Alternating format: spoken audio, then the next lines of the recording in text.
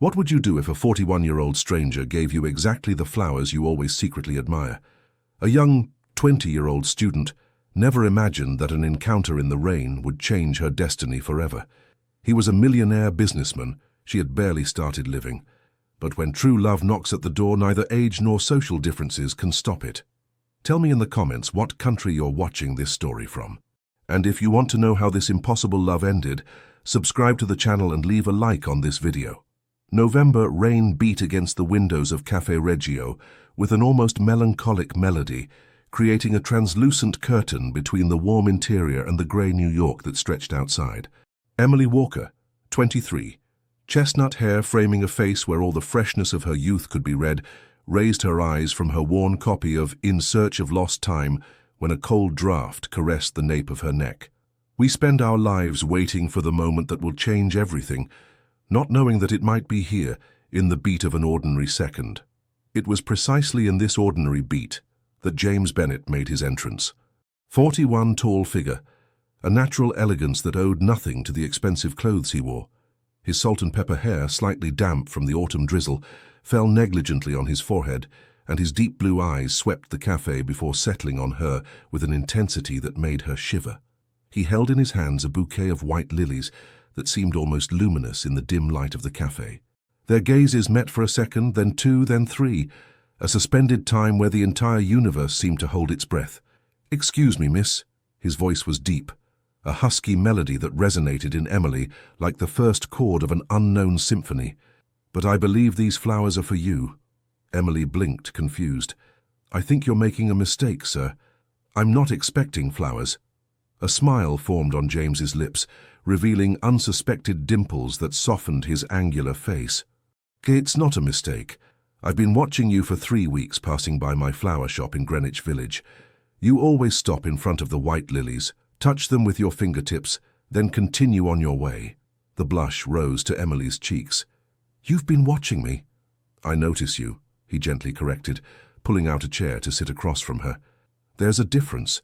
The delicate aroma of the flowers mingled with the stronger one of coffee.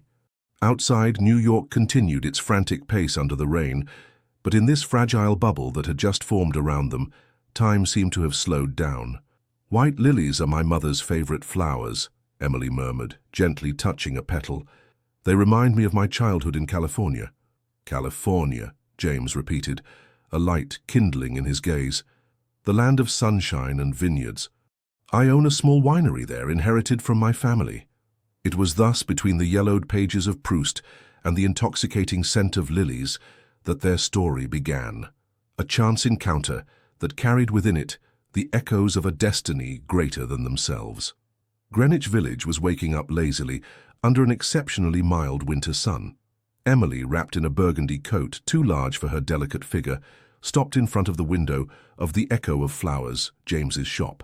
She observed through the glass the man who 3 days earlier had disrupted her routine with a simple bouquet. He was bent over a complex floral arrangement, the sleeves of his white shirt rolled up on sinewy forearms, revealing a discreet tattoo she hadn't noticed during their first meeting. His fingers worked with surgical precision, intertwining stems and foliage with the grace of an artist. When he looked up and caught sight of her, his face lit up in a way that made something stir within her, a forgotten feeling, almost foreign. "Emily," he pronounced, coming out to greet her, her name in his mouth sounding like a caress. "I was beginning to think our meeting had been just a passing dream." "Dreams don't leave lilies on cafe tables," she replied with a shy smile. He invited her into his shop, a true urban Eden where scents overlapped in complex layers. "I have something for you," he said, disappearing into the back room to return with a worn leather-bound book.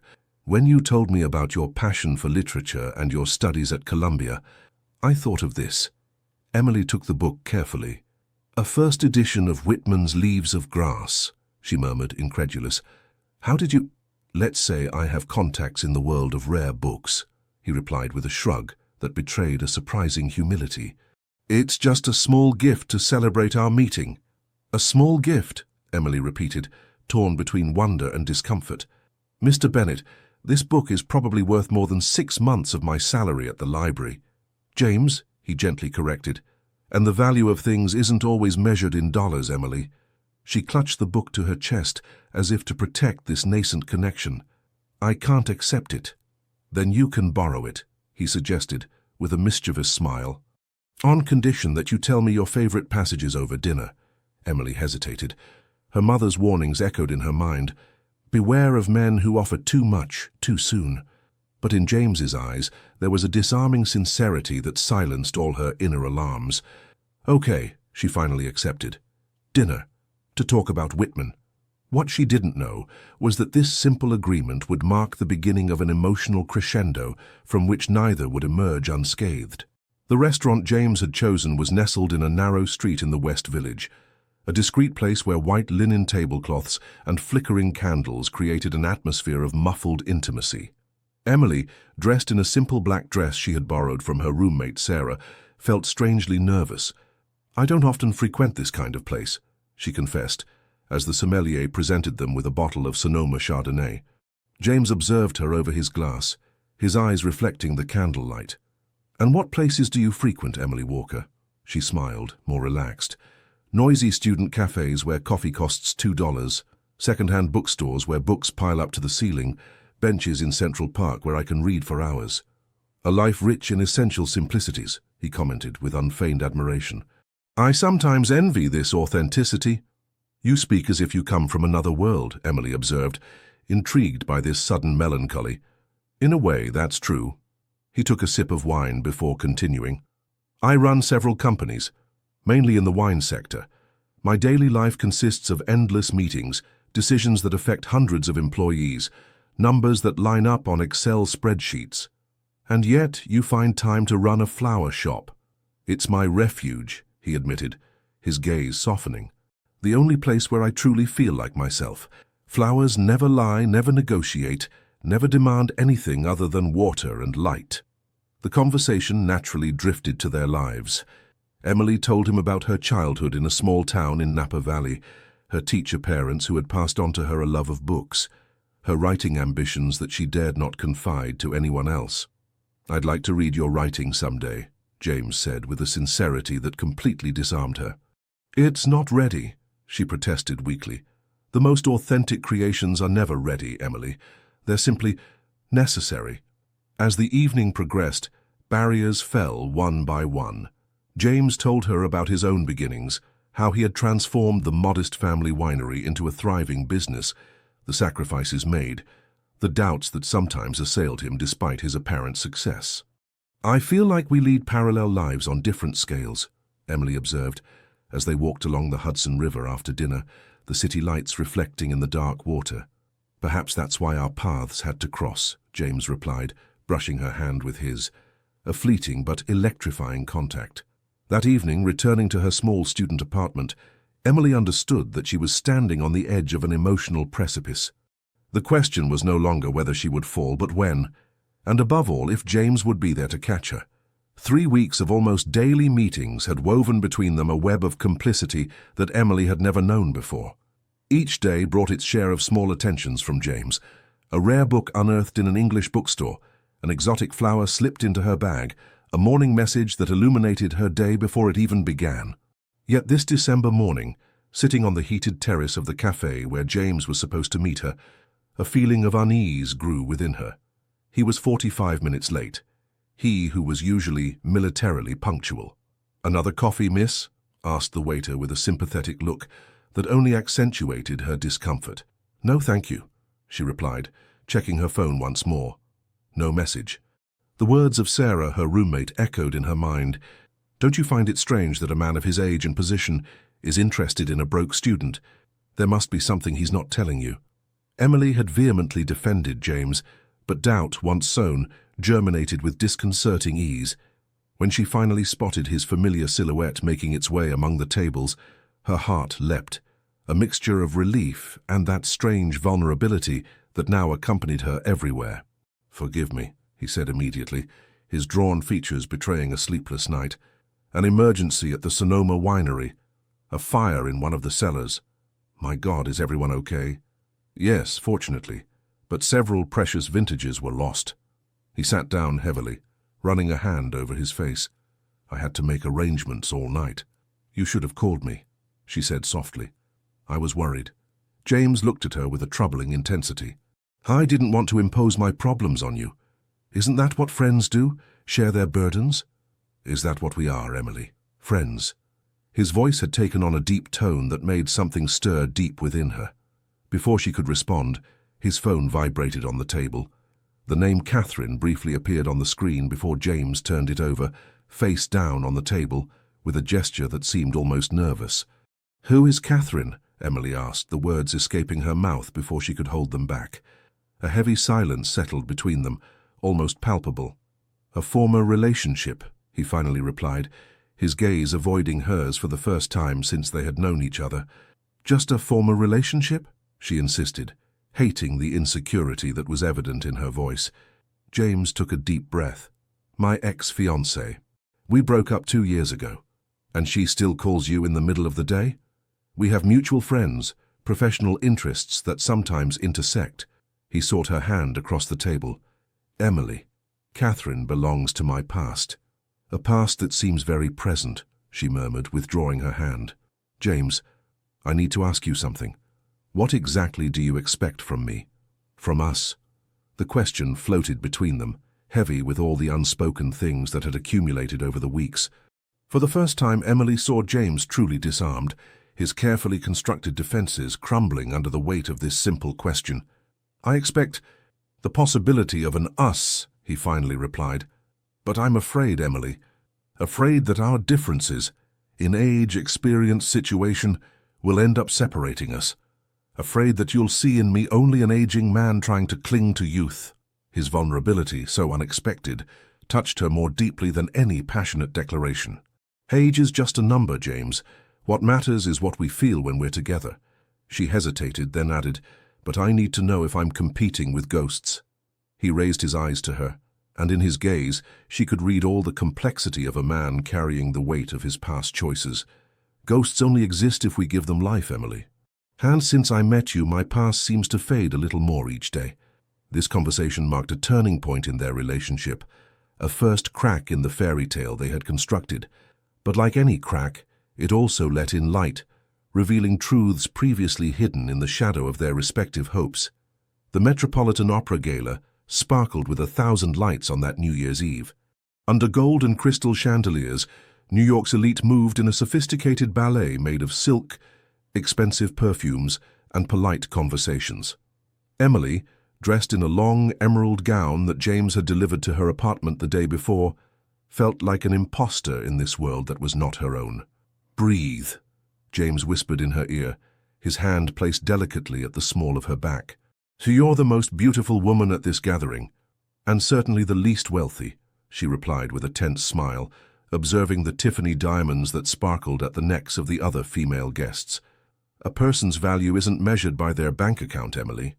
"Easy to say for someone who owns 3 wineries and an apartment with a view of Central Park," she joked, but there was a hint of bitterness in her voice that she couldn't disguise. James's gaze darkened slightly. "Is that really what you think of me?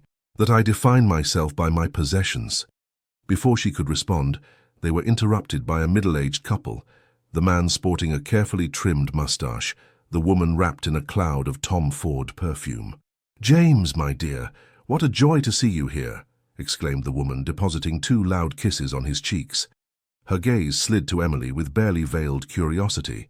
"And you're introducing us to your niece?" Emily felt her cheeks burning violently. "Elizabeth, this is Emily Walker," James replied, with an icy voice that contrasted with his usual warmth. "My partner." The word partner, pronounced for the first time, floated between them like an unexpected promise.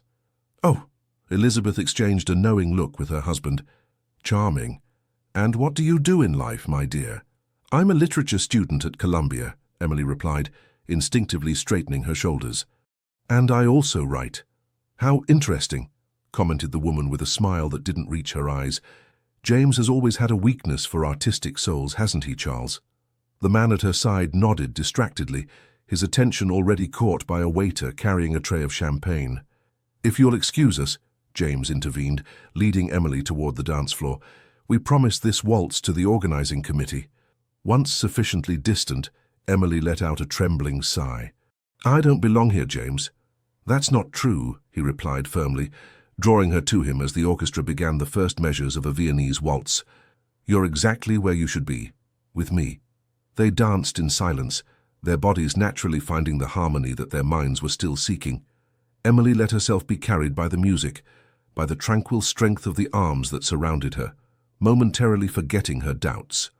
That's when she saw her, a woman of striking beauty with blonde hair cut in a perfect bob, who was observing them from the entrance to the ballroom. Something in her gaze, an almost painful intensity, caught Emily's attention. "James," she murmured, "who is that woman watching us?" He turned his head slightly, and Emily felt his body imperceptibly stiffen against hers. "Catherine," he replied simply. "Catherine, the ex-fiancée, the ghost." As if she had sensed they were talking about her, the woman approached them with the grace of a feline. "James, what a surprise to see you here," she said in a melodious voice that seemed to caress each syllable. "Catherine," the name left his mouth like an ancient, familiar prayer. "I didn't know you would be here tonight." "Of course. The organizing committee asked me to be their patron this year." Her gaze fell on Emily with undisguised curiosity. "Aren't you going to introduce us?"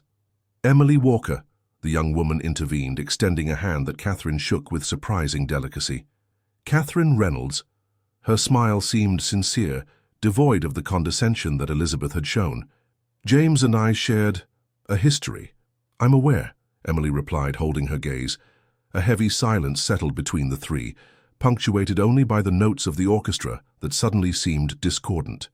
"James," Catherine continued, "the Foundation's Board of Directors would like to speak with you about funding for the new conservatory. They're in the blue salon." He hesitated, visibly torn. "I'm with Emily tonight." "It's fine," she intervened, aware of the gazes that were beginning to turn toward their small group. "Go. I'll wait for you here." "Are you sure?" "Certain." She forced herself to smile. "I'll take the opportunity to taste these appetizers that have been tempting me since our arrival."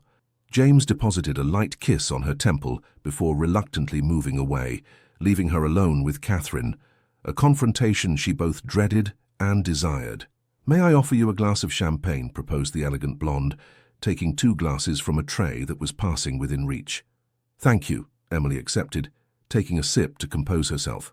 "He's changed," observed Catherine, following with her gaze James's silhouette disappearing into the crowd. "There's a lightness in him that I didn't know." "Is that a compliment?" "An observation." Catherine turned to her, scrutinizing her with a troubling intensity. "Do you love him?" The question so direct caught Emily off guard. We haven't known each other long." "That's not what I asked you." Emily felt a new determination rise within her. "Why did you break off your engagement?" A sad smile brushed Catherine's perfectly designed lips. "Because I realized I could never love him as he deserves to be loved. James is a man who gives himself entirely, in his passions, his projects, his relationships. This intensity frightened me." The confession, so honest, completely disconcerted Emily. "He looks at you the way he never looked at anyone," Catherine continued, with a resigned melancholy in her voice. "Not even me." "Then why are you still present in his life, these calls, these chance encounters?" "Because letting go is sometimes more difficult than giving up." Catherine emptied her glass in one gulp. "Take care of him, Emily Walker. James Bennet is a rare man in a world of counterfeits." With these enigmatic words, she disappeared into the crowd, leaving Emily with more questions than answers, and the growing conviction that the story between James and Catherine was far from being as finished as he wanted to believe. The days following the Metropolitan Opera Gala were tinged with a strange melancholy. James seemed distant, absorbed by concerns he didn't share. Their meetings, once daily, became less frequent, each pervaded by an underlying tension that neither dared to name.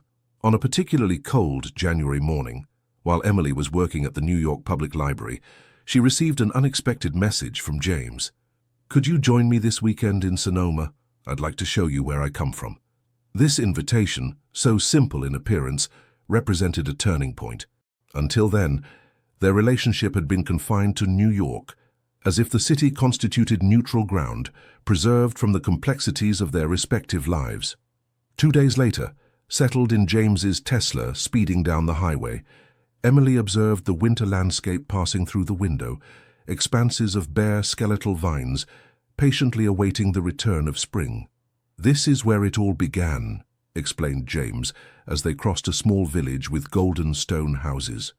"The first estate that my family acquired 4 generations ago. At the time, it was barely a few acres of stunted vines." They stopped in front of an imposing California-style ranch house, surrounded by vineyards that stretched as far as the eye could see. An elderly man in a wool vest was waiting for them on the porch, his weathered face lighting up as they approached. "James, my boy!" he exclaimed, opening his arms wide. "Uncle Mark," James replied, embracing him with evident affection. "I'd like you to meet Emily." The old man studied her with a look sparkling with mischief. "So you're the one who's accomplished the feat of getting this grumpy man out of his New York den? Delighted, my dear." The interior of the estate was a fascinating mix of old and new, century-old beams and cutting-edge wine-making equipment coexisting harmoniously. In the large living room with walls covered in books, black and white photographs testified to the family history. "My parents," explained James, pointing to a smiling couple in front of a row of barrels. "Dad passed away 10 years ago. Mum now lives near San Diego. Her arthritis couldn't handle the Sonoma winters." "You resemble them," observed Emily, touched by the expression of tenderness that softened his features whenever he mentioned his family. Dinner, prepared by Mark, was a feast of regional specialties accompanied by wines from the estate. The atmosphere was warm, far from New York's worldliness, and Emily was surprised to find herself perfectly at ease in this rustic setting. Later in the evening, after Mark had retired after insisting that she come back to see the vines in bloom in spring, James took her to a room they hadn't yet visited, a small office whose walls were lined with shelves crammed with old books. "My grandfather's library," he explained, turning on a lamp that bathed the room in amber light. "This is where I discovered a love of reading, a refuge during the summers I spent here, away from the hustle and bustle of New York." Emily ran her finger over the worn bindings. "Hemingway, Fitzgerald, Steinbeck, Faulkner. Now I better understand your knowledge of literature. It's not just my knowledge I wanted to show you, Emily." He approached a mahogany desk and took out a carved wooden box. "It's this." Inside rested a yellowing manuscript, written in a fine, regular hand. "My great-grandfather's memoirs," explained James with contained emotion in his voice. "The story of his beginnings, how he left his native Iowa to settle here, the sacrifices made, the doubts overcome." He hesitated before adding, "I'd like you to read them, to understand where I truly come from."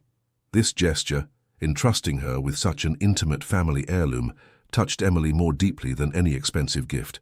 "Why now, James?" He sat on the edge of the desk, his eyes reflecting the flames dancing in the fireplace. "Because since our meeting at the gala, I sense that you're drifting away, that the differences between our worlds are digging a gap that I don't know how to bridge." "It's not a question of different worlds," she replied softly. "It's a question of truth. I feel like there are entire parts of your life that you're hiding from me. Like Catherine." The question floated between them, charged with unspoken things. "Among others." James took a deep breath. "Catherine and I shared 5 years of our lives. We were engaged, the wedding date was set. Then, 3 weeks before the ceremony, she announced that she couldn't go through with it. Why? She said she had realized that our visions of life were incompatible, that my need for simplicity, my attachment to values she deemed obsolete, stifled her." He gave a joyless laugh. "The irony is that I was convinced it was me who wasn't sophisticated enough for her world of New York heiress. And today, what does she represent to you?" James looked her straight in the eyes. "A closed chapter, but our lives remain intertwined through professional ties, mutual friends, charitable commitments that I can't break without consequences. I'm not asking you to cut all ties, James. I'm just asking for transparency." He approached her, taking her hands in his. "Then let me be perfectly transparent, Emily Walker. I'm falling in love with you, and that terrifies me." The admission, so direct, took her by surprise. "Why be terrified?" "Because I'm 20 years older than you. Because our lives are at completely different stages. Because I fear that one day you'll realize you've wasted your youth with a man who already bears the scars of an entire life." Emily placed her hand on his cheek, feeling under her fingers the slight roughness of an incipient beard. "And what if it were me who was afraid? afraid of being just a sunny parenthesis in your already rich existence. Their gazes met, charged with a new intensity, that of two souls finally revealing themselves, with their fragilities and their hopes. "There's only one way to find out," murmured James, bringing his face closer to hers. Their first kiss had the sweetness of long-awaited certainties, as if, beyond doubts and fears, their hearts had always known they would arrive here, at this precise moment, in this history-laden library where time seemed suspended. That night, nestled against James in the room with exposed beams that he had occupied as a child, Emily understood that she had crossed a point of no return. The question was no longer whether she loved him. The answer shone within her with the evidence of a son, but whether this love would have the strength to overcome the storms that, inevitably, loomed on the horizon of their differences. The return to New York marked a turning point in their relationship. What had begun as a cautious romance became a daily certainty. James now left a toothbrush in the small bathroom of the apartment that Emily shared with Sarah, and she kept some clothes in a drawer of his mahogany dresser in his Upper East Side penthouse. Yet, despite this apparent harmony, Emily sensed that a crucial decision was looming on the horizon, a bifurcation that would determine the continuation of their story. This February morning, as she was having coffee in James's kitchen, contemplating the breathtaking view of Central Park, an envelope casually placed on the counter caught her attention. The prestigious letterhead of Harvard University shone in golden letters. "What's this?" she asked when James emerged from the bathroom, a towel wrapped around his waist. He glanced at the envelope, and an enigmatic smile formed on his lips. "A surprise I wanted to save for tonight." "Harvard?" she insisted, a lump forming in her throat. "I sent your manuscript, the one you finally showed me after so much insistence, to a friend who runs the creative writing department there." He approached, visibly proud. "They're offering you a place in their summer program with a full scholarship." Emily was speechless, emotions rushing through her, surprise, gratitude, but also a hint of irritation. "You sent my work without asking my permission?" James's smile faltered. "I wanted to surprise you." "It's not a surprise, James, it's a decision you made for me." She put down the envelope, troubled by her own lack of enthusiasm in the face of what should have been extraordinary news. "I thought you would be happy," he said softly. "It's an exceptional opportunity for your writing career." "I am, I think." She rubbed her temples, confused. "But 3 months in Boston, it's—" "A separation," he completed, suddenly understanding. "You're afraid that the distance will affect what we're building." "Not just that." She raised her eyes to him. "I feel like you're trying to shape me, to guide me toward what you think is best for me." "That wasn't my intention," he protested. "I only wanted to help you realize your dreams." "But they're my dreams, James. I need to pursue them my way, at my pace." A tense silence settled between them, the first real disagreement since the beginning of their relationship. Emily sensed they were approaching a fundamental conversation, one of those that determine a couple's dynamic. "I'm afraid of holding you back," James finally admitted, sitting across from her. "You're 23, Emily. The whole world awaits you. I don't want to be the one who deprives you of essential experiences under the pretext of feelings." "You're not holding me back," she replied, with a strength that surprised even herself. "You inspire me. You push me to surpass myself. But I need this to be a partnership, not a mentorship. I need you to see me as your equal, not as a young woman to guide." James looked at her for a long time, as if discovering her in a new light. "You're right," he finally said. "I'm sorry. Sometimes I forget that you don't need to be saved or directed. It's difficult to unlearn patterns acquired for so long." "What patterns?" He hesitated, then launched. "With Catherine, I was always in this role of protector, I suppose. Despite coming from a prestigious family, she constantly sought my approval, my advice. I ended up believing that's what was expected of me in a relationship. This confidence illuminated in a new light the dynamic that had established itself between them. "I'm not Catherine," Emily said softly, "and you don't have to reproduce the patterns of your past with me." "I know." He took her hand, delicately tracing the lines of her palm. "So, what do we do about Harvard?" Emily thought for a moment. "I'll go," she decided. "Not just for my career, but also for us. To prove that our relationship can survive the distance, that it's strong enough for that." "Are you sure?" No, she admitted with a small laugh. But that's precisely why I must do it. Certainties that are too comfortable end up anesthetizing us. James drew her to him, burying his face in her hair. 3 months without you will be an eternity. You could come visit me, she suggested. You've never taken a real vacation since I've known you. I could, he approved. Then, after a silence, Emily, I want you to know that I love you, not as a man seeking to relive his youth, not as a mentor guiding a protégé. I love you as a man loves a woman, with all that implies of respect, admiration, and desire. The words, spoken with such sincerity, resonated within her like a promise. I love you too, she replied simply. Enough to dare uncertainty. This February morning marked a decisive turning point in their story, not an end, but an evolution towards something deeper, more authentic. They had just laid the foundations of a love that no longer sought to fill voids or repeat the past, but to build something entirely new. In the New York sky, the clouds parted to let through a ray of sunshine, prefiguration of the spring to come, season of all possibilities and rebirths. Boston in June vibrated with a particular energy, a mix of crushing heat, unbridled creativity, and palpable ambition that permeated every corner of the city. After 3 weeks in the Harvard summer program, Emily felt carried by this effervescence, as if the city itself nourished her inspiration. Sitting on the steps of the university library, her laptop open in front of her, she was rereading her latest text, a short story about 2 lovers separated by an ocean of unspoken words. The irony of the situation didn't escape her. Her phone vibrated, displaying James's smiling face. A video call, their daily ritual despite the time difference that often obliged one of them to sacrifice a few hours of sleep. Good morning, my love, he said, his face appearing on the screen. In the background, she recognized his office in the New York penthouse. How's your day going? Productive, she replied with a smile. I finished my story. I'll send it to you tonight. I can't wait to read it. He hesitated a moment before adding, I have news that might please you. I'll be in Boston in 2 weeks, a conference on organic wines where I've been invited as a speaker.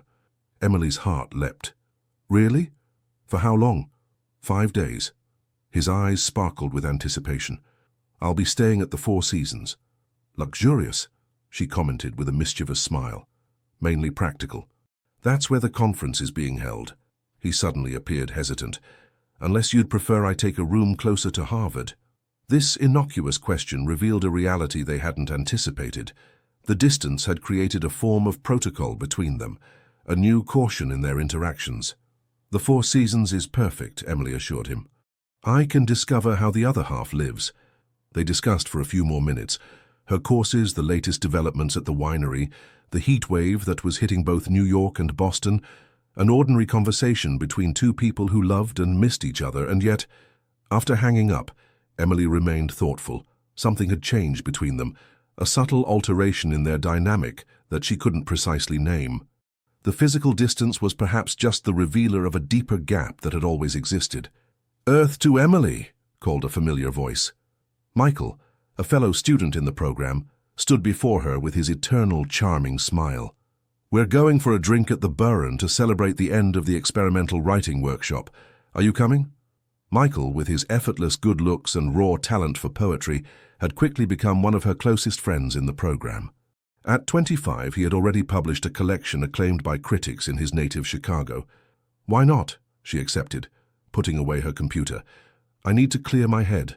The Burren was a typically Boston literary bar, exposed brick walls, shelves crammed with used books, and a clientele mainly composed of aspiring writers and penniless intellectuals. The atmosphere was electric that evening, amplified by an open mic where poets came to recite their works. So your man arrives soon? Asked Michael, handing her a glass of red wine.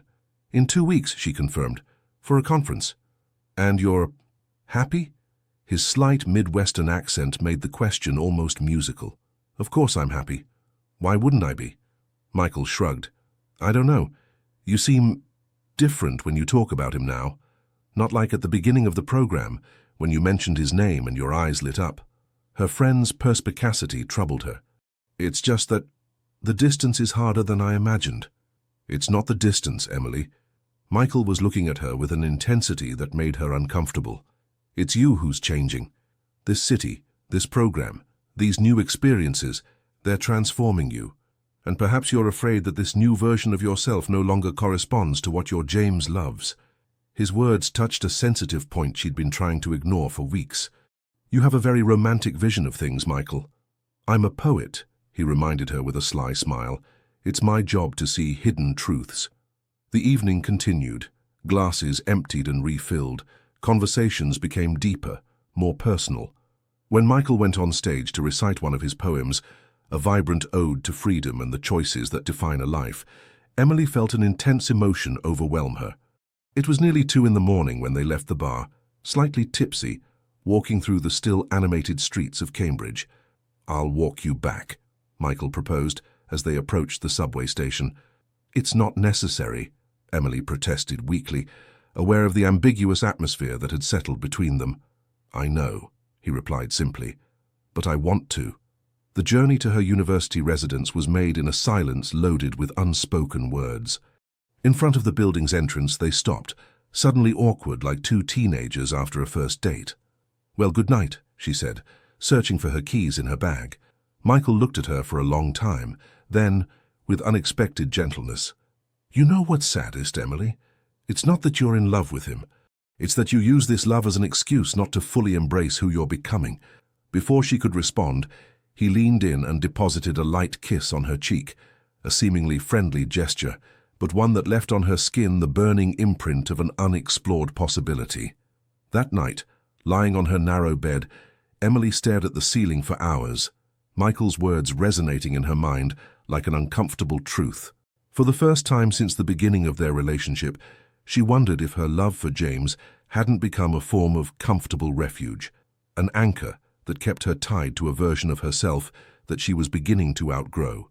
The most troubling thing wasn't this thought itself, but the fact that she didn't feel the guilt she should have felt. Thousands of miles away in New York, James was also contemplating his ceiling, tormented by similar doubts and a growing fear, that of losing the woman who had awakened his heart after years of emotional numbness. The Boston heat of July was almost unbearable, transforming the city into a furnace of concrete and asphalt. In his room at the Four Seasons, James adjusted his tie in front of the mirror, preparing for the opening session of the conference. Since his arrival 3 days earlier, he had seen Emily only fleetingly. A quick dinner the first evening, a coffee between 2 writing workshops the next day. She seemed different, more confident perhaps, but also more distant, as if a part of her was constantly elsewhere. Her accounts of Boston life were animated by names he didn't know, references to places and experiences he hadn't shared. Michael in particular came up often in her anecdotes, with a familiarity that had first surprised, then worried him. A discreet knock at the door interrupted his thoughts. Emily stood there, radiant in a blue summer dress, her hair shorter than when she left New York, a bold cut that highlighted the fineness of her neck and the new determination in her gaze. "Ready for your big speech?" she asked, depositing a light kiss on his lips. "As ready as one can be to talk about natural fermentation in front of 300 enologists," he joked, trying to ignore the fact that her kiss had seemed almost courteous. "You'll dazzle them," she assured him, sitting on the immaculately made bed. "When you talk about wine, your eyes light up in a way that makes it impossible not to be captivated." He sat next to her, taking her hand. "Emily, is everything okay between us?" The question, so direct, seemed to take her by surprise. "Of course," she replied a bit too quickly. "Why do you ask?" "I feel like you're drifting away, that Boston has changed you in a way I don't yet understand." She turned her gaze toward the window, where the imposing silhouette of the Boston skyline stood out against the intensely blue sky. "Perhaps I have changed, yes. This program, these people I've met, they've opened perspectives I had never considered. Perspectives that still include me." The vulnerability in his voice was new, he who had always been the rock, the embodiment of assurance. Emily squeezed his hand harder. "Of course, but I need to be honest with you, James. These weeks away from New York, away from our bubble, have made me realize that I need space to grow, to discover who I truly am as a writer, as a woman. And you can't make that discovery with me by your side." "It's not that," she protested. "It's just that sometimes I feel like our relationship has become so central in my life that I'm afraid of losing sight of my own aspirations." A heavy silence settled between them, the kind of silence where unspoken truths seem to float in the air like dust particles in a sunbeam. "Is it because of this, Michael?" James finally asked, the words leaving his mouth before he could hold them back. Emily's cheeks reddened slightly. "Michael is just a friend you constantly talk about, whose ideas seem to have more impact on you than mine." "It's not a competition, James." Her voice had taken on a defensive tone he didn't know. "And yes, Michael inspires me. He sees the world in a way that pushes me to question my certainties. Isn't that what a good friend should do?" James stood up, unable to remain still in the face of the anguish rising within him. "I want you to be happy, Emily. I want you to flourish, to explore all facets of your talent. But I'm afraid that in this exploration, you'll realize I no longer have a place in your life." The raw honesty of his admission seemed to touch Emily more deeply than all their previous exchanges since his arrival. She stood up in turn, taking his face between her hands. "I love you, James. That hasn't changed. But I believe we must accept that our love is evolving, that it might take a form different from what we had imagined." "What form?" he asked, his heart tightening with apprehension. "I don't know yet," she admitted. "That's what we need to discover together." He looked at her for a long time, searching in her eyes for the woman he had fallen in love with on that rainy day at Café Reggio. She was still there, but now accompanied by another Emily, more assured, more complex, perhaps even more authentic.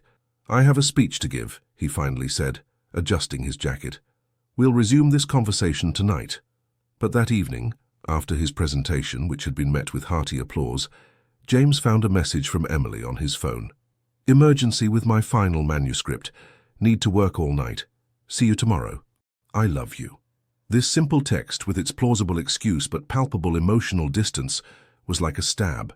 For the first time since the beginning of their relationship, James felt that love might not be enough, that sometimes loving someone means accepting to let them go, even if this prospect broke his heart.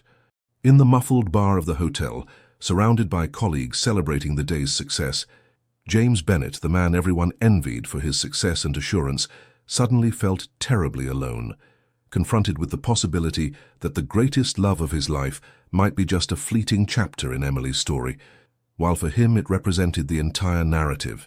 The New York-Boston flight seemed endless. 2 months had passed since James's return to New York, 2 months during which their relationship had continued at a distance, suspended in an uncomfortable in-between, neither truly ended nor fully alive. Their video calls had become less frequent, their messages shorter, more practical. Emily had immersed herself body and soul in finalizing her manuscript, taking advantage of the last weeks of the Harvard program to refine her style under the direction of recognized professors. James, for his part, had launched a new project, the complete conversion of his Sonoma winery to biodynamic viticulture, a technical and philosophical challenge that occupied his days and, he hoped, attenuated the void created by Emily's absence. But today, everything would change. The program was coming to an end, and Emily was returning to New York. James had decided to surprise her by picking her up in Boston to spend a few days together before their return, a desperate attempt, perhaps, to revive what seemed to be slowly dying between them.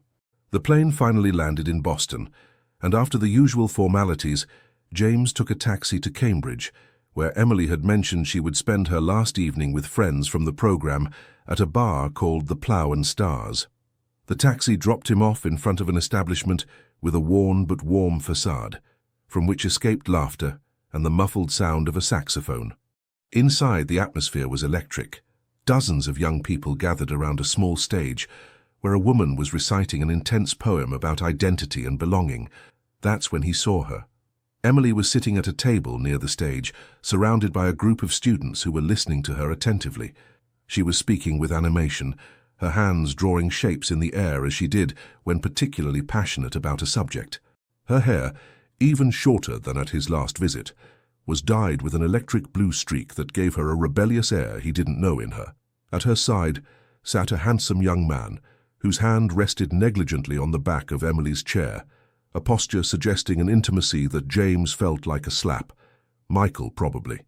He remained motionless for a moment, observing from afar this transformed Emily, radiant, free, totally in her element among these young bohemian artists. A wave of doubt invaded him. Did he have the right to impose himself in this new life she had built? Wasn't he the very incarnation of the past she seemed to have left behind? As he still hesitated, Emily looked up and met his gaze. Surprise, then a complex emotion he couldn't decipher passed over her face. She rose precipitously, murmuring something to her friends before heading toward him. "James," she said, stopping a few steps from him, as if uncertain how she should greet him. "What are you doing here?" "I wanted to surprise you," he replied simply. "I thought we could spend a few days together before returning to New York." She seemed momentarily disconcerted. That's very kind, but I had planned to spend this last evening with my friends from the program. We've organized a sort of farewell ceremony." "I understand," he said, forcing himself to mask his disappointment. "I didn't want to impose." "I can wait for you at the hotel." Emily glanced toward the table where her friends were observing them with curiosity. Michael, in particular, wasn't taking his eyes off them. "No," she suddenly decided. "Stay. I want to introduce you to everyone." She took his hand, this familiar contact that he had missed so much, and led him toward the group. The introductions were cordial, but James couldn't help but notice the knowing looks exchanged between some students, as if his presence confirmed a long-debated theory. "So you're the famous James," said Michael, shaking his hand, his Midwestern accent accentuating each syllable. "Emily has told us a lot about you." "Good things, I hope," James replied with a forced smile, aware of the tension emanating from the young man. "Always," Michael assured, but his gaze suggested otherwise, a challenge, perhaps, or knowledge of a secret that James still ignored. The evening unfolded in a strange atmosphere. James, silent observer of a world that had been built without him, and Emily, awkwardly oscillating between her past and her present, trying to reconcile them without really succeeding. When they finally left the bar well after midnight, the silence that settled between them in the taxi was heavy with unasked questions. "You've changed," James finally said, as they crossed the city, the lights of Boston twinkling like earthly stars. "Is that an accusation?" she asked softly. "An observation." He turned his face toward her, trying in the dimness to decipher her features. "You seem more confident, more certain of who you are and what you want. Isn't that a good thing?" "It is." He hesitated. "But I wonder if what you want still includes a future with me." Emily turned her gaze toward the window, observing the city passing by. This metropolis that had transformed her in just a few months. "I've reflected a lot during these weeks away from you, James. About us. About what I'm truly seeking in my life." "And what have you discovered?" "That I love you," she replied with a sincerity that surprised him, "but also that this love can't be the center of my existence, that I need space to develop my own voice, to make my own mistakes." "I never wanted to prevent you from doing that," he protested gently. "Not consciously, no. But our relationship, the intensity of our feelings. Sometimes I feel like I'm being absorbed by your world, by your vision of life, and I'm afraid of losing myself in the process." The taxi stopped in front of the hotel where James had reserved a suite, a romantic gesture that now seemed almost out of place. In the room, face to face, they looked at each other like two strangers trying to recognize each other through the changes wrought by time and distance. "Did something happen between you and Michael?" James finally asked, the question he feared most finally crossing his lips. Emily held his gaze. "A kiss, nothing more. A night when we had drunk too much, when poetry and emotion had made us vulnerable. The confession, so honest, had the effect of a blade, painful but clean, preferable to the torments of uncertainty." "I understand," he said after a long silence. "Really?" "Yes." He approached her, gently touched her cheek. "I understand what it means to be attracted to beauty, to the intensity of a moment. I can't blame you for being human, Emily." Tears rose to the young woman's eyes. "I didn't want to hurt you. I know." He drew her to him, feeling her body naturally nestle against his, as if despite everything they were made for each other. "But we need to be honest with each other. Completely honest." That night, in the rediscovered intimacy of their embrace, they rediscovered each other through the prism of their separation, with more awareness, more gratitude for what they shared, but also with the new lucidity that their love, to survive, might need to take a form different from what they had initially imagined. At dawn, as Boston was waking up in a symphony of horns and distant sirens, James made a decision that would change the course of their story. "I think we need time," he said, observing Emily's profile outlined against the nascent light. "Time apart, to be sure of what we truly want." She turned to him, surprised. "Are you leaving me?" "No." He took her hand, brought it to his lips. "I'm giving you the space you need to write, to explore, to become fully yourself, without the pressure of my expectations or my insecurities. For how long?" 6 months, he proposed. 6 months during which we'll live our lives separately, without promises, without obligations. And if, after this time, we still feel what we feel now—" He left his sentence hanging, but the message was clear. A pause, not as a prelude to a breakup, but as an act of faith in the strength of their connection. Emily observed him for a long time, recognizing in this gesture the depth of his love, a love generous enough to risk losing her so that she could find herself. "Okay," she finally accepted. 6 months. That morning at Boston Logan Airport, their goodbye was imbued with a new gravity. They separated not as torn lovers, but as two people aware that they were standing on the threshold of a necessary transformation, painful perhaps, but bearing a promise of truth that transcended simple romance. The New York autumn deployed its palette of reds and ochres over Central Park. Emily, sitting on a bench facing the lake, observed a group of children sailing colorful little boats, pushed by the fresh October breeze. 3 months had passed since her return from Boston, 3 months during which she had scrupulously respected the agreement made with James. No contact, no news, each following their own path to better find themselves, or perhaps to say goodbye with full awareness. Her manuscript, perfected at Harvard, had been accepted by a small publishing house specializing in contemporary literature. A new voice of surprising maturity, her editor had commented, a woman with red glasses and contagious enthusiasm. Publication was scheduled for January, and already the first interviews were taking shape, signing sessions, this writer's life she had so dreamed of, and which was suddenly becoming reality. But amidst this professional effervescence, James's absence dug a void that neither success nor new friendships managed to fill. She had often been tempted to call him, to pass by his flower shop in the hope of catching a glimpse of him. But she had resisted, understanding the wisdom of this temporary separation. "Miss Walker?" An unknown voice pulled her from her thoughts. A man in his 50s, elegantly dressed in an anthracite grey suit, stood before her. "Yes," she replied, intrigued. "Forgive this intrusion.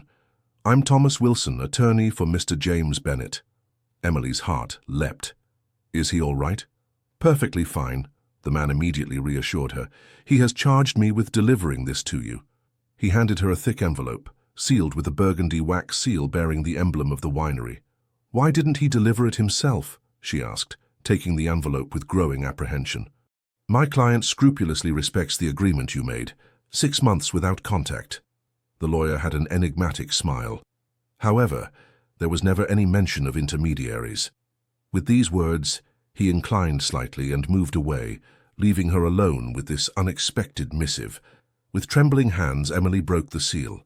The envelope contained several official documents and a handwritten letter. "My dear Emily, I hope these months of separation have brought you the clarity we were both seeking. For my part, they have allowed me to understand an essential truth.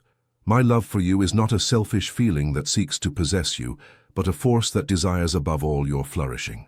That is why I have made a decision that I wish to share with you, whatever the outcome of our temporary separation. The attached documents constitute the deed of donation for a small property I own in Napa Valley, the one I told you about during our first stay in Sonoma. This property, with its stone house and vineyard, I offer to you to become your writing refuge, your creative sanctuary. It is not a gift intended to buy you or to convince you to return to me. It is the recognition of your talent, of your vocation as a writer, that deserves a space worthy of your ambitions. Whether our story continues or ends, this place now belongs to you, without conditions or expectations. With all my love, today and always.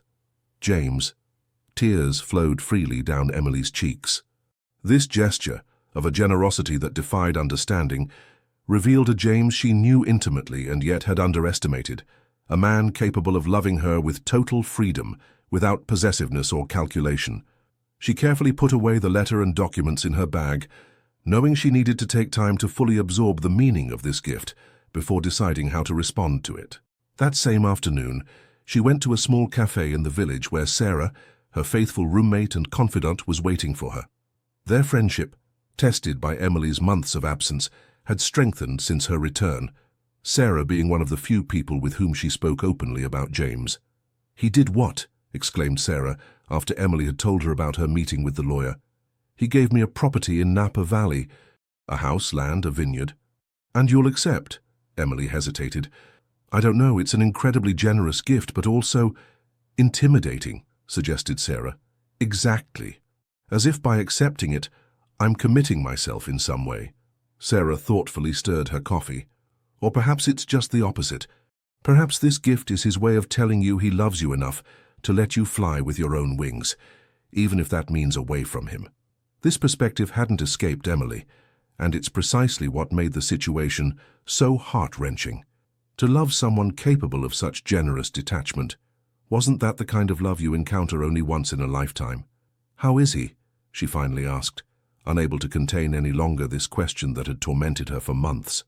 "You know, I ran into him last week at the Delarue Gallery opening," revealed Sarah. "He seemed serene, busy with his biodynamic conversion projects at the winery. He asked about you, very naturally." "And what did you reply?" "The truth. That you were about to publish your first book, that you were working like crazy, and that you almost never talked about him, except with me, on evenings when wine makes us melancholic." Emily smiled despite herself. "You didn't dare." "I did." And he laughed, not bitterly, but with a sort of resigned tenderness. He said, "That's like her. Emily has always been better at expressing her emotions through her characters than directly."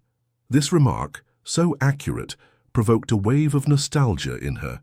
James knew her better than anyone, perhaps better than she knew herself. In the days that followed, Emily immersed herself in preparations for the release of her book, chaining meetings with her editor, photo sessions for promotion, preliminary interviews. This frantic activity allowed her not to think too much about the decision she would have to make regarding the Napa Valley property, and by extension, regarding James. One November evening, as she returned exhausted from a day of work, she found on her desk the final proofs of her novel, freshly delivered by courier. Seeing her name on the cover, her words printed in black and white, suddenly made it all terribly real. She sat down, gently caressing the cover, when her gaze fell on the dedication she had written months earlier, even before knowing if the manuscript would be accepted.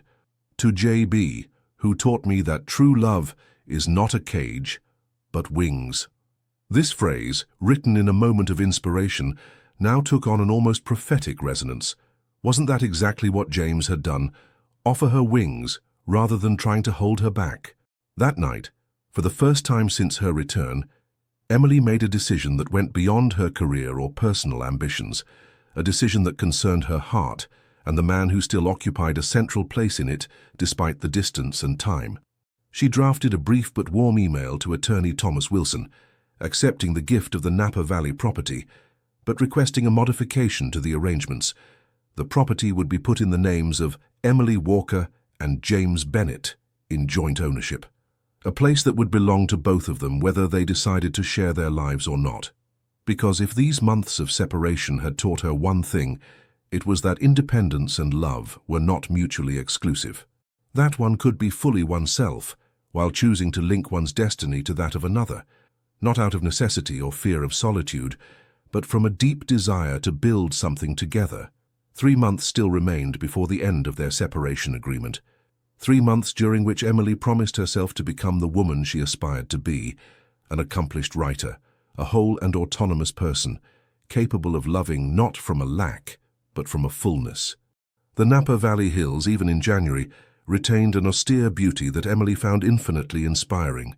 For a week since she had settled in the property gifted by James, she was rediscovering an almost forgotten rhythm of life that dictated by nature, by the changing light that bathed the valley. by the song of birds that populated the centuries-old vines. The stone house, rustic but comfortable, seemed to have been waiting for her. Each room, from the living room with exposed beams to the small wood-paneled library, breathed an authenticity that perfectly corresponded to what she was looking for to write her second novel. Her first book, published 2 weeks earlier, was enjoying a critical success that exceeded her hopes. Reviewers hailing a new voice with rare sensitivity and surprising maturity. Sales were slowly following, carried by word of mouth rather than a massive marketing campaign. That morning, sitting on the terrace overlooking the vineyard, wrapped in a thick shawl against the winter freshness, Emily was rereading for the umpteenth time the letter she had written to James. Tomorrow would mark the end of the 6 months of separation they had imposed on themselves. Tomorrow, she could finally send him these words she had perfected with even more care than her novel. The sound of a car coming up the dirt road pulled her from her contemplation. Who could be coming here? She wasn't expecting any visitors, and the few neighbors respected her need for solitude. Her heart almost stopped when she recognized James's Tesla parking in front of the house. He got out, dressed in a dark coat that contrasted with the paleness of the winter landscape, and remained motionless for a moment, as if hesitating to cross the threshold of this property that was once his. Emily rose slowly, her legs trembling. They weren't supposed to see each other until tomorrow. Their agreement was formal on this point. Yet she felt no annoyance, only an intense emotion that almost took her breath away. "James," she called softly from the terrace.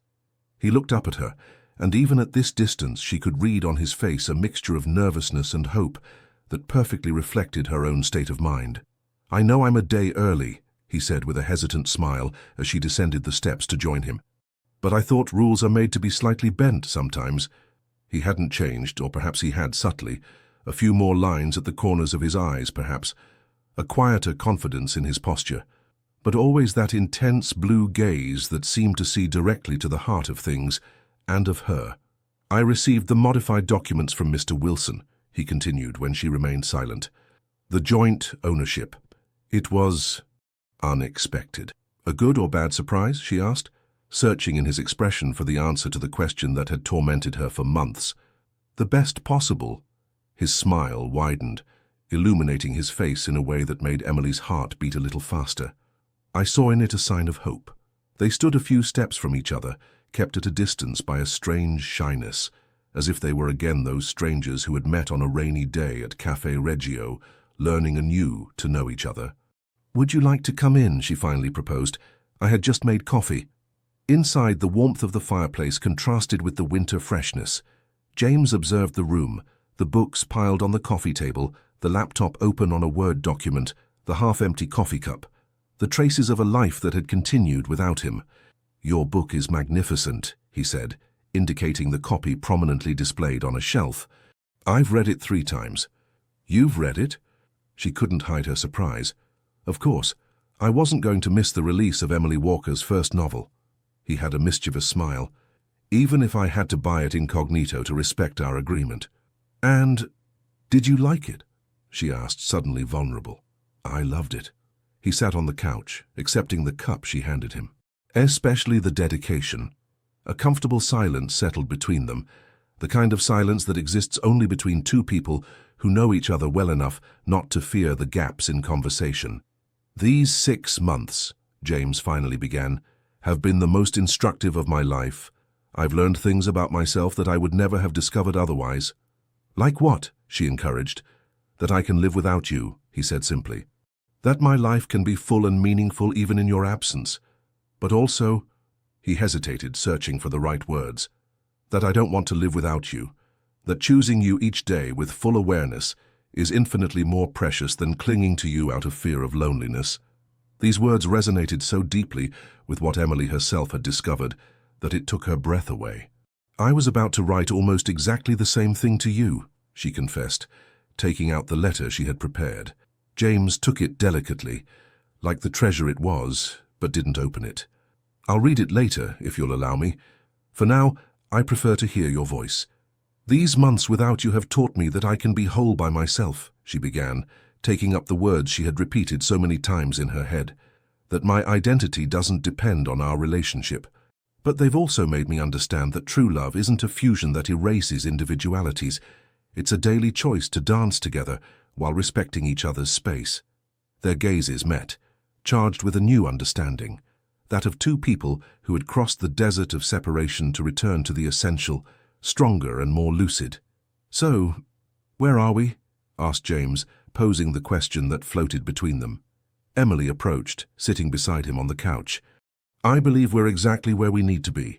Two independent people who freely choose to build something together."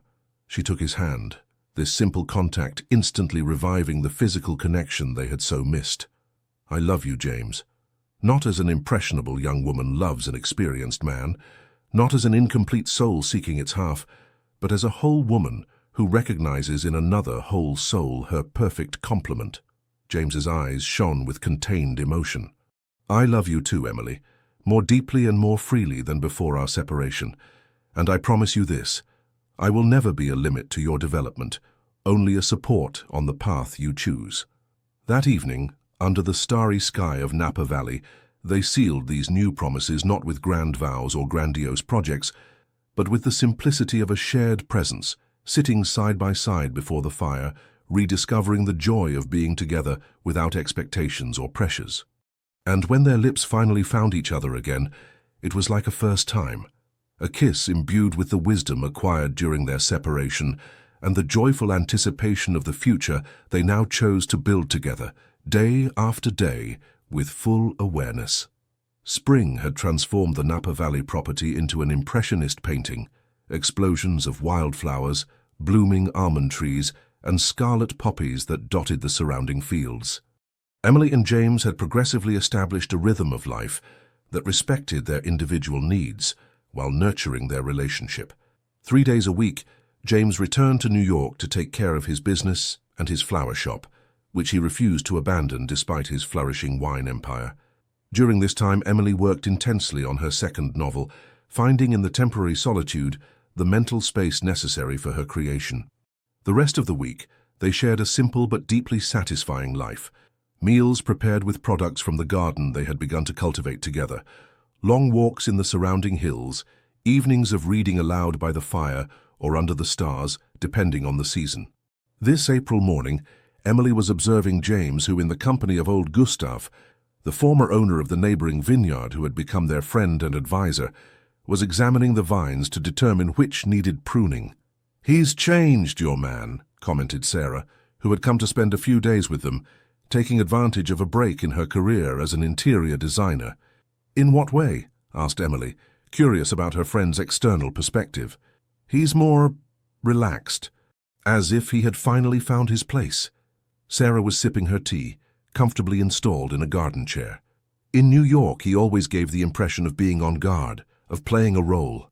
Here, it's as if we're finally seeing the real James."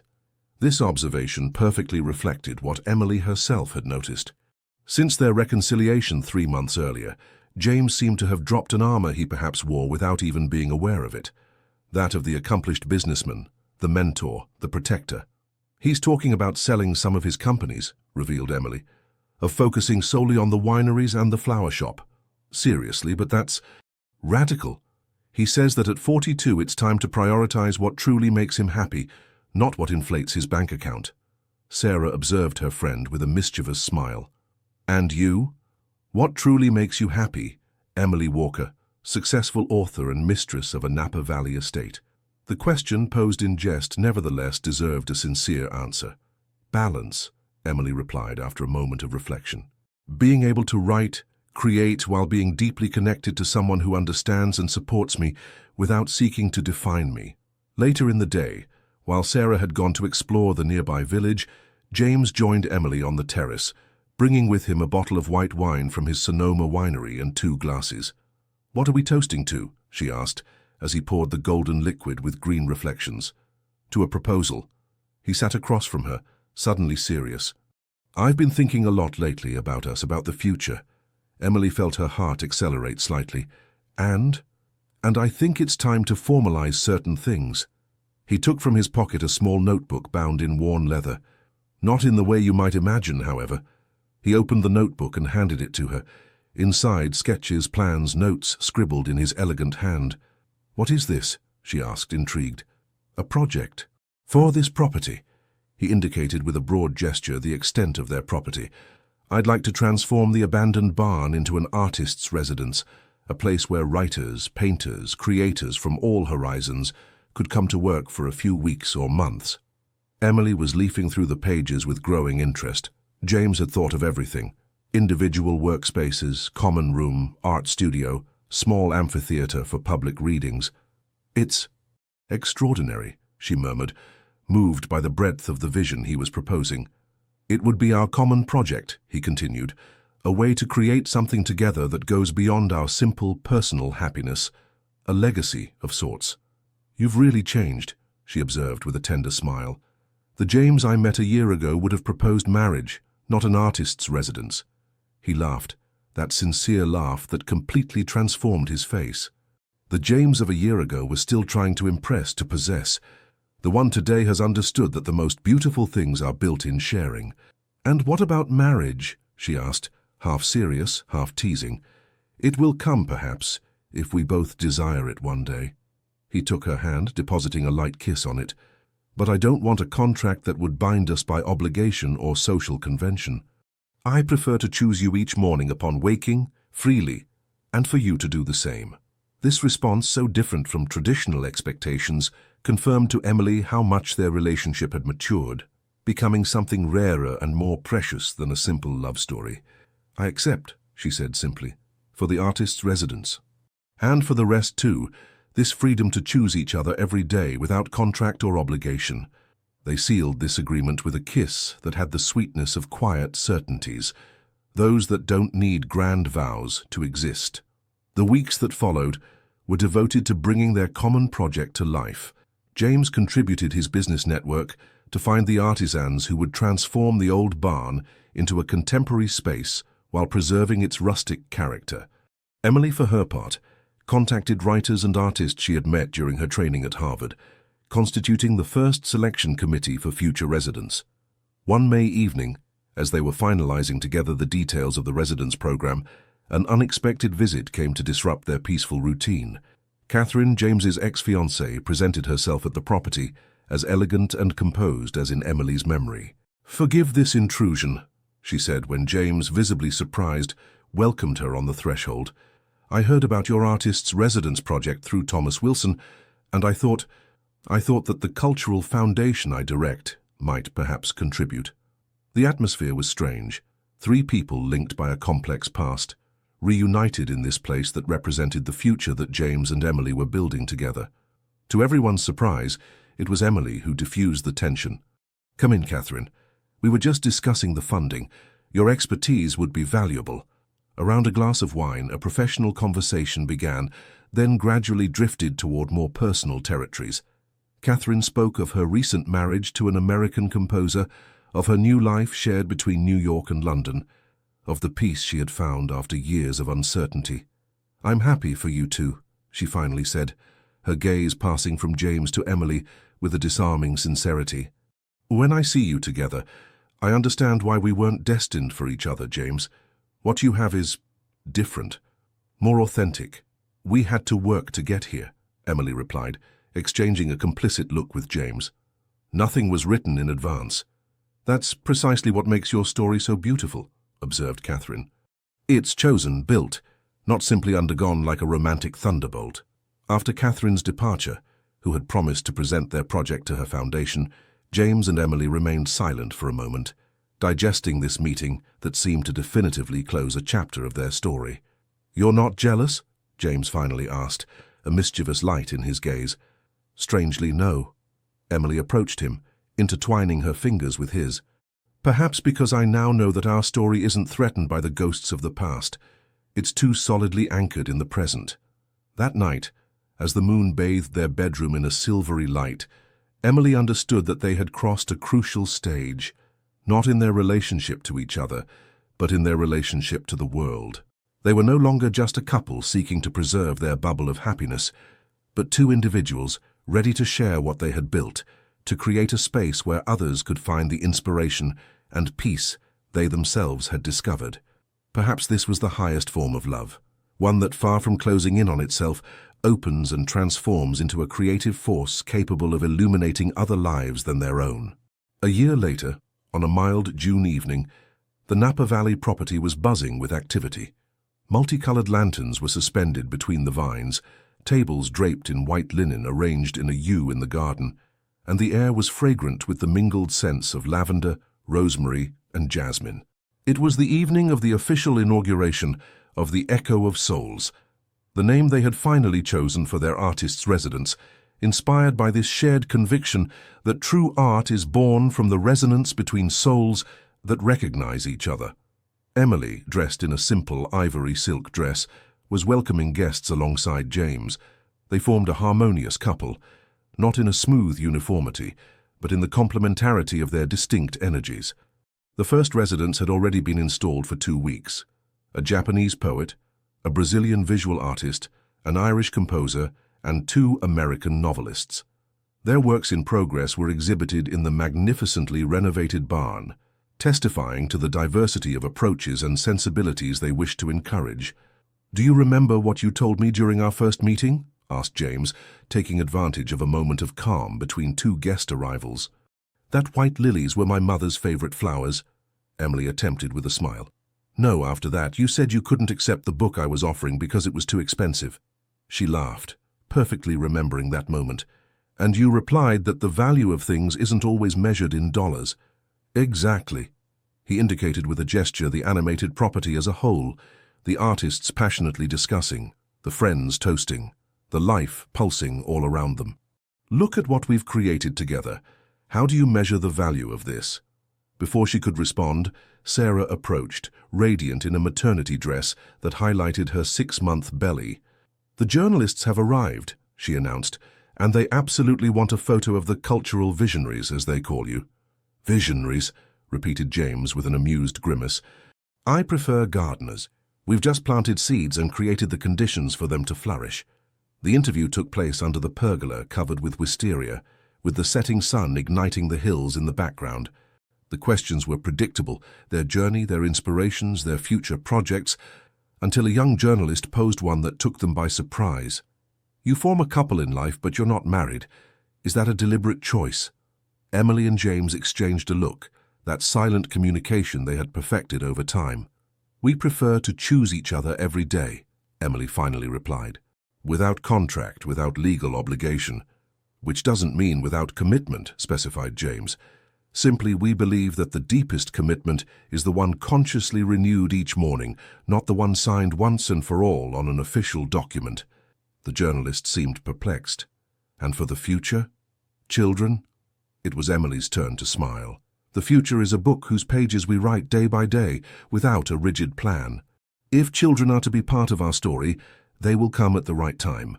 And this artist's residence, is it a bit like your common child?" suggested the journalist, visibly touched by their philosophy. "In a way," admitted James. "It's certainly a creation that will survive us, that will continue to nourish other creative souls long after us." The evening continued, bathed in the golden light of the setting sun, and then in the silvery clarity of the full moon that rose above the hills. Improvised readings, musical pieces played by the Irish composer, animated conversations that continued late into the night, everything contributed to this magical atmosphere of a nascent community united by the love of art and beauty. Well, after midnight, when the last guests were taking their leave, Emily and James found themselves alone, sitting on a stone bench at the top of a small hill that overlooked the property. From there they could see the still-lit lights of the residence, hear the distant echoes of laughter and music. "Are you happy?" asked James, his arm enveloping Emily's shoulders. She reflected for a moment, not out of doubt, but to fully savor the truth of her response. "Yes, not with that perfect and smooth happiness they sell us in fairy tales, but with a real, imperfect, living happiness. A happiness that breathes and evolves. That's exactly it," he approved, his fingers playing distractedly with a lock of her hair. "When I met you, I was perhaps seeking to relive my youth through you, to find that freshness, that capacity for wonder that I had lost. And now? Now I understand that it wasn't your youth that attracted me, but your authenticity. your capacity to be fully yourself without compromise. He turned his face toward hers. You taught me to rediscover this capacity in myself too. Emily smiled, touched by this confession. And I, who feared being crushed by your experience, by your world, I discovered that true freedom isn't the absence of bonds, but the quality of those we choose to create. A comfortable silence settled between them, the kind of silence that exists only between two souls that no longer need words to understand each other. Finally, James took from his pocket a small object that he handed to her. It was an antique key, patinated by time, attached to a burgundy velvet ribbon. "What is this?" she asked, intrigued. "The key to the small chapel on the Sonoma estate, the one I showed you during our first stay there."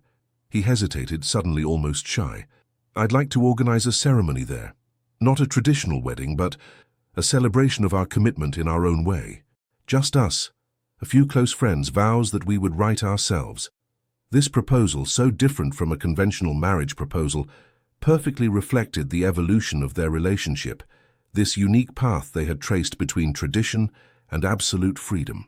"I would love that," Emily replied, clutching the key in her hand as the tangible symbol of this new promise. They remained there, under the starry sky of Napa Valley, two beings who had learned that true love isn't fusion but dance, a delicate balance between closeness and space, between deep roots and spread wings. In the distance, an owl hooted softly, as if to underline the perfection of this moment suspended between past and future, between what they had been and what they were becoming together, day after day. On this June night, under the benevolent stars, the echo of their souls resonated far beyond themselves, touching all those who crossed their path and recalling this simple but profound truth, that love, in its highest form, isn't possession but liberation, not destination but shared journey. And there, perhaps, was the most beautiful legacy they could leave to the world. This conviction, embodied in every aspect of their shared life, that authenticity and mutual respect can transform a simple love story into a living work of art, always evolving, never completed, eternally renewed.